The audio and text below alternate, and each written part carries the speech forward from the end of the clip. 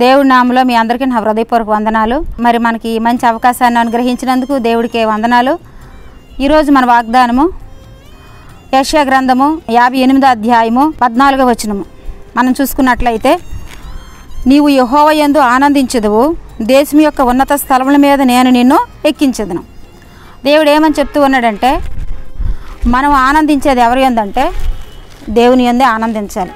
ఈ భూమి మీద ఎవరి ద్వారా మనకు ఆనందం రాదు, కానీ ప్రభువే మనల్ని ఆనందింపచేస్తాడు. ఆయన ఇచ్చే ఆనందము గొప్పది. ఈ భూమి మీద దేనివల్ల ఆనందించాలని ప్రజలు పరుగులు తీస్తూ ఉన్నా ఆ ఆనందము క్షణికమైనదే. ఆ ఆనందము ఈ భూమి మీద కొంతలో కనబడి అంతలో మాయమైపోయిన ఆనందమే.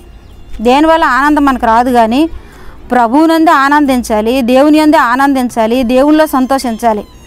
అయితే చాలామంది అనుకుంటున్నారు, డబ్బు లేదు నాకు ఆనందం లేదు, ఉద్యోగం లేదు నాకు ఆనందం లేదు, నాకు ఎవరూ లేరు నాకు ఆనందం లేదు అనుకుంటున్నారు. కానీ ఈ భూమి మీద అన్నిటికన్నా మించిన ఆనందము ప్రభువే నీకు ఇస్తాడు.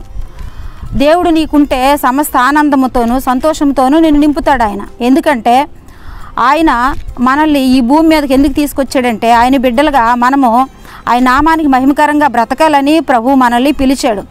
కాబట్టి మనం ఎవరి యందు ఆనందించాలంట? యెహోవా యందే ఆనందించాలి. మనుషుల్లో మనకు ఆనందం దొరకదు. ఈరోజు మనుషులు ప్రేమిస్తారు, రేపు తృణీకరిస్తారు. డబ్బులో ఆనందం ఉండదు, ఈరోజు డబ్బు ఉంటుంది, రేపు పోతుంది. కానీ ప్రభు మనల్ని చూసి ఆనందించాలంటే మనము కూడా మొట్టమొదట యెహోవా యందు ఆనందించాలి.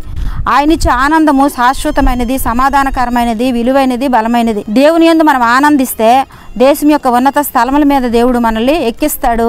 ఆయన బిడ్డలుగా మనల్ని లేవనెత్తుకుంటాడు. ఎందుకంటే ఆయన ప్రజలు పుట్టించేది, దేశాన్ని లోకాన్ని సృష్టించేది ఆయనే కాబట్టి, సృష్టికర్త కాబట్టి ఆ సృష్టికర్తను మనము ఏం చేయాలంటే ఆరాధించాలి, ఆయన యందు ఆనందించాలి, ఆయన యందు మనం సంతోషంగా బ్రతకాలని ప్రభు మనల్ని కోరుకుంటూ ఉన్నాడు. ఇలాంటి ఆనందము ఎక్కడా దొరకదండి. భూమి మీద ఎక్కడ దొరుకుతుందని అనుకుంటున్నారేమో, కానీ ఎక్కడైతే మనకు దొరకదు. కేవలం దేవుళ్ళలోనే ఆనందం ఉంది. ఆయన ఇచ్చే ఆనందము ఎంతో గొప్పది.